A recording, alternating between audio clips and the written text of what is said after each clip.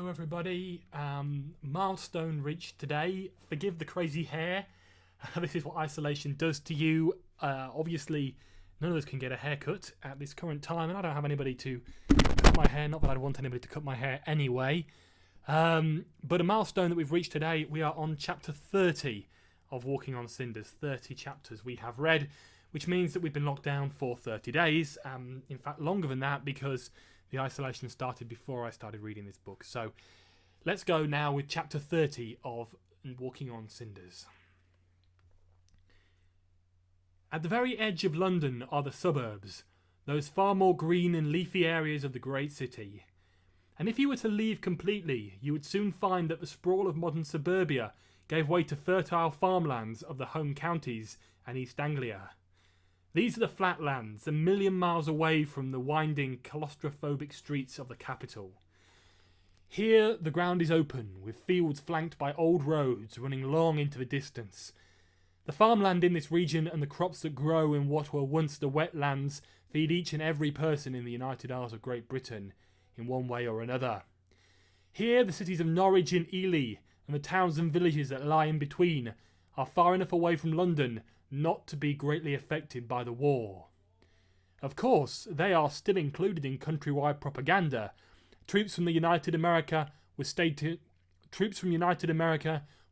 at various small air bases, and the residents were adversely affected by worldwide rationing and the occasional bombing raids, which summed up so much of the first long months of the war. But the vast majority of hardship was unknown by those in the East. It was one of the joys of living in an island nation. Life was stronger here, and that made it the perfect location for a very important meeting. Hidden away on the edge of a patch of forest is a small village where many of the old traditions still remain. There are farmers here, and fishermen, who take their boats out on the sea like their forefathers did. However, these men are very lucky. With the introduction of the final fishing laws across the world, laws which nobody dared to break, these fishermen were given the right to trawl in the North Sea, one of the world's most prosperous locations. They had a mountain of paperwork to do, but it was worth it to keep their traditional livelihoods going. Every year in the month of September, the village held a fete, a day of singing and dancing in the memorial hall, craft stalls and a market, alongside tea, coffee and cakes which were on sale in the church. It was a tradition and one event of the year that everybody looked forward to. It had always been that way, like clockwork. But as September came around once again, this time some strange trepidation hung in the air. No one in the village could have guessed why they would be greeted on the very morning of the fete by a representative of the government of the United Isles of Great Britain. The man said he was visiting on official business from the President himself and would be assessing the village and the surrounding area for its suitability to hold a highly important meeting. He had then asked for directions to an abandoned country house that was situated on the outskirts of the village, before taking a swift walk around the various stalls and entertainments on offer, only to leave in his modern sports car as quickly as he had arrived. The building in question had been the greatest of country houses, hidden away in a secluded location just outside of the village. At the front there stretched a wide open driveway of white gravel, and at the back a path which led down to the sea from the furthest reaches of the garden. The windows each had a pair of wooden shutters, and the doorway loomed vast, flanked on both sides by tall marble pillars of a style which originated in the temples of ancient Greece. But if the outside were grand, the inside put it to shame. Great corridors stretched the entire length of the house, passageways to rooms and banqueting halls which had long since been deserted.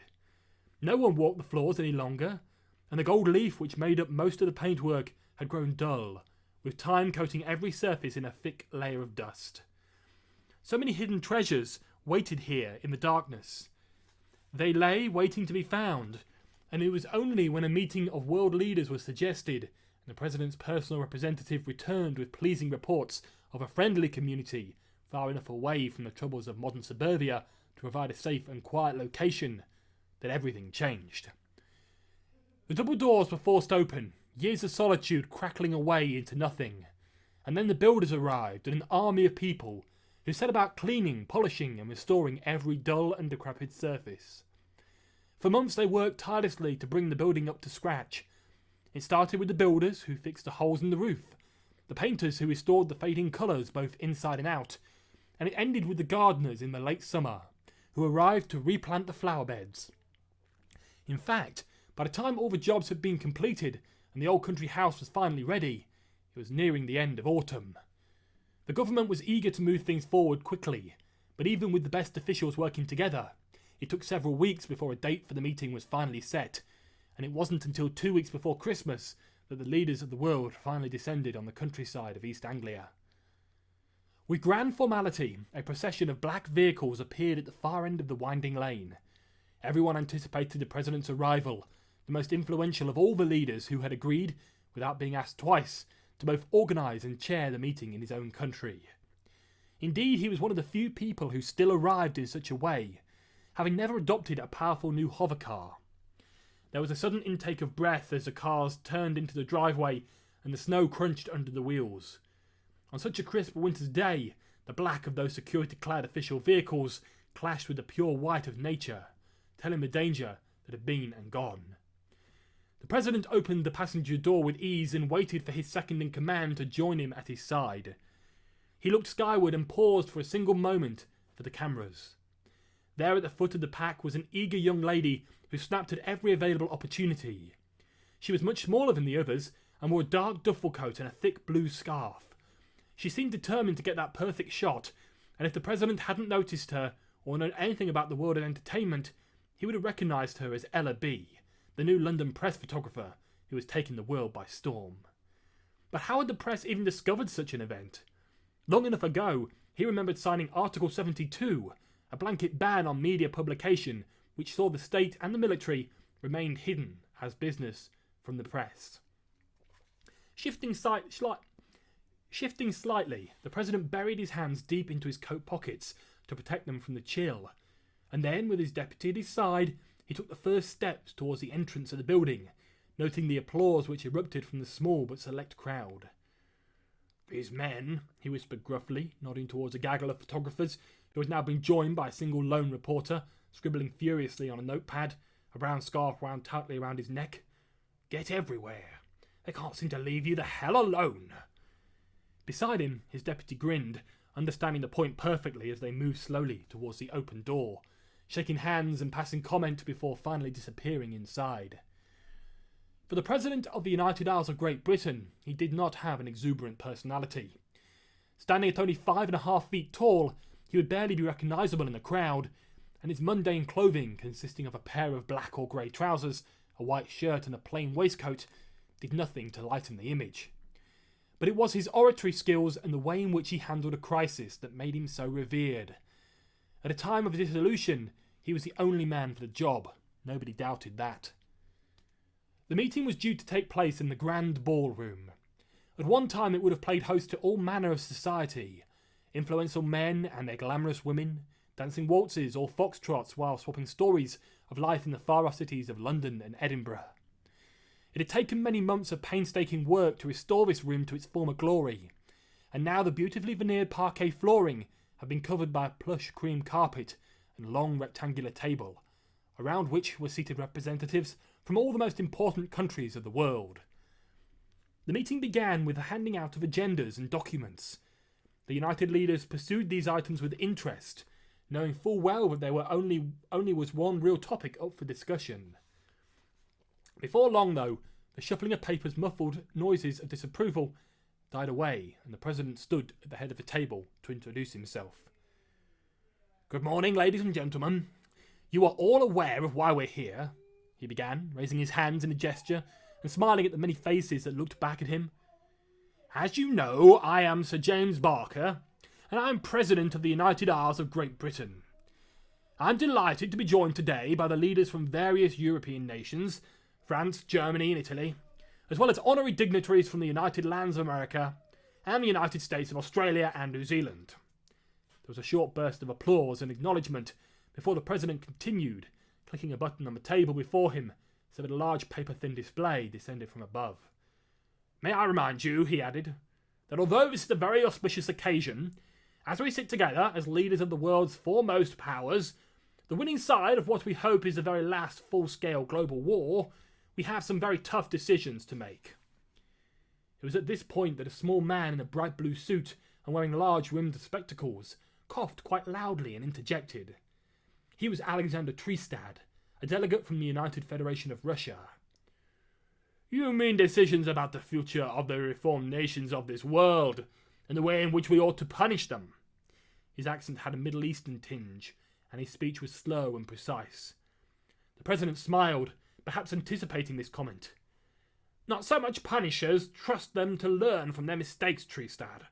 But yes, with the utmost respect to both you and the people of the far European countries, we will today be deciding on how to move forwards together in a calm and peaceful world collaboration." The small man nodded and returned to perusing the various documents laid out before him, as the president pressed another button on the table and some flashing images appeared on the screen above his head, followed by an official video.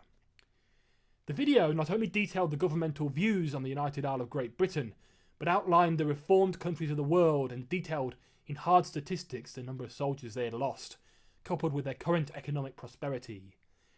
Such details were supposed to help those leaders come to an informed decision, and the video presentation ended. The details of the reformed countries were mixed with those of the rest of the world's powers, ranked in descending order, depending on their current prosperity. At the top of the list were the United States of Australia and New Zealand, simply because they were so far away from any of the most important war zones. No wonder President Irving was grinning. At the other end of the scale were the reformed lands of the Middle East, comprising a variety of countries all bundled together, with an unbelievably high level of loss. Great Britain and America were placed somewhere in the middle, with the highest charting reformed country being Russia, which had greatly restricted the number of soldiers released into any European war zones. These are certainly interesting statistics. "As you can see," the president began again, turning to address his audience as the video came to an end, "these are the harsh statistics that accompany a war of this scale. The Reformed Army have sustained some serious losses over a period of 3 years, but so have we. And I feel that now, above all else, we need to plan for the future and decide on a peaceful way to move forwards." "I threaten them with a crippling set of reparations," a deep voice shouted, cutting the president off. There were mutters of approval. "I'd shorten their borders, take some land away, and reduce the power of their armed forces," another said, a female voice this time. The mutterers grew to a whisper. Now, ladies and gentlemen," the president said loudly, waving his hands in the air and looking somewhat flustered. The leaders were soon silenced before the president's attention was drawn towards a lady sitting at the very front of the table, with her hand in the air.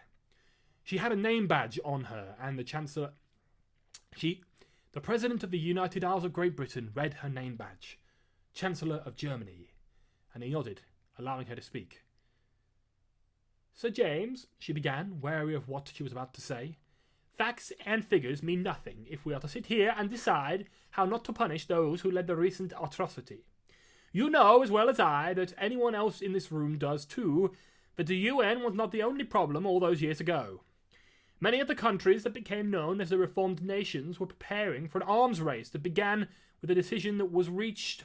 The Chancellor paused for breath, realising everyone in the room was looking at her intently. "I agree that we need to find some form of peaceful replacement for the UN, one which encompasses every country of the world, but I also advocate a quick and appropriate punishment for the reparations.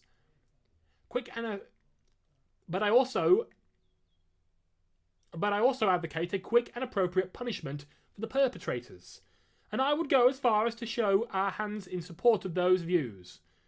At first only the odd hand was raised, but by the time the German Chancellor looked back at her counterparts, there was a forest of hands in the air. The president considered his options. "Very well," he said finally, although he was still nervous about such an extreme idea. "We'll do it." And over the next 3 hours, the leaders of the united countries of the world did just that. In heated debate, they thrashed out a plan for the future that included punishment for the reform perpetrators and a gathering, in peace and harmony, of all the countries of the world. Along the way, they discussed the issues that had led up to the declaration of war, Russia's mobilization of troops along its borders, the arms race between the countries of the Middle East who had eventually merged into one, and, most importantly, the single event that had led to both the United Isles of Great Britain and the United Lands of America joining the war, and the aerial bombardment of the southern United Territories. But more than that, they discussed their own failings, the deployment of troops, provisions and reinforcements, and they praised the work of Major General Sir Adam Dutale. In fact, by the time the debate started to die down, they had identified the main clauses of their agreement. The reformed countries would be punished with a mixture of long-term redemptive payments and land division, together with laws that would disband their armed forces and so prevent them from interfering in any type of future conflict. In order to keep peace a priority, the leaders of every country in the world would meet together on a series of dates within a period of 10 years to discuss the future and prevent conflicts from spreading out of control again. The president stood to his feet. "It has been a stressful and rewarding day," he said, glad to be bringing the long day to a close. "We shall reconvene in a month's time to finalise these plans. In the interim, please consider the decisions we have made here today and convey the views of the united leaders to your own governments and the people of the world. Thank you." The room erupted with applause as the president returned to his seat. Now they were all agreed on a way to move forward, and things felt easier, following a path together. Before long, the room began to empty, the various leaders making their way back towards their waiting vehicles, and it was only then that the president breathed a deep sigh of relief. "You know," he muttered, turning to his deputy, who was gathering papers from the table, "I used to think these discussions were a complete waste of time." His deputy paused for a moment. "Yes, but sir," he pointed out, "we came to a decision this time, and it will do wonders for your European reputation." "Let's hope so," the president replied, taking a step towards the door. "Come on, Watson. No doubt we'll have another mountain to climb tomorrow." "Yes, sir," the deputy replied, following his leader out of the room.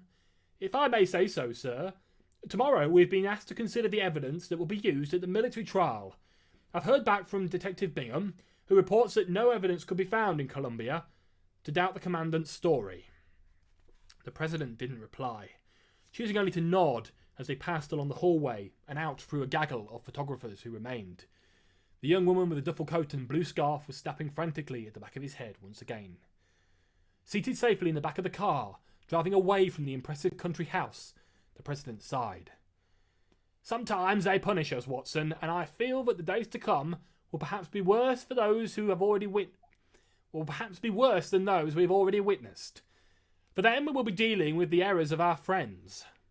Watson nodded, watching the leader, the stress of a job visible in the lines on his face. They passed along country lanes and through picturesque villages before joining the expressway. Through the changing landscape, the president and his deputy sat silently all the way back to London. So that's chapter 30 of my novel Walking on Cinders, and as I mentioned the other day, there are precisely 33 chapters and an epilogue, so we only have a matter of days left to finish this book, Walking on Cinders, my novel that came out 10 years ago to celebrate the 10th anniversary. Do join me again tomorrow at 6 p.m, and I'll read the next chapter.